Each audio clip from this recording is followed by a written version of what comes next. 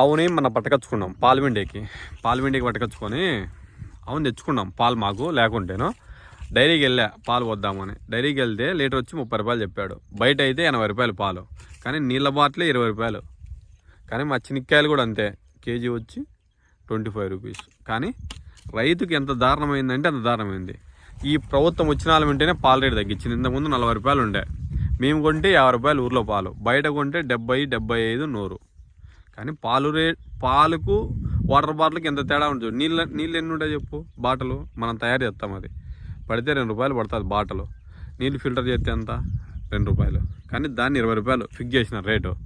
కానీ మన పాలు రైతు అయితే ఓన్లీ 30 రూపాయలు లీటరు. కానీ ఎంత దారుణం అయిపోయింది చూడు.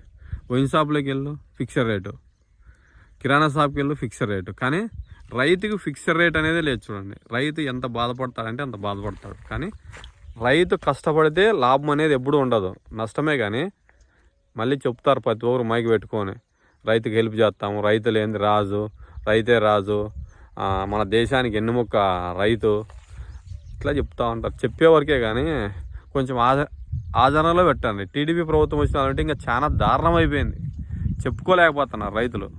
ఇన్పుట్ సబ్సిడీ లేదు, ఇన్సూరెన్స్ లేదు, రైతులకు 20,000 ఇస్తున్నా అది లేదు. ఇంక చెప్పుకుంటూ పోతే ఈ చంద్రబాబు నాయుడు చాలా అధ్వానంగా తయారైపోతున్నాడు. ఇప్పుడు 12,000 ఇస్తాడు జగన్ ఉంటే, చంద్రబాబు నాయుడు 20,000 ఇస్తాడు, అది కూడా ఇవ్వలేకపోతున్నాడు. పరిస్థితి అయితే చాలా దారుణం అయిపోతుంది.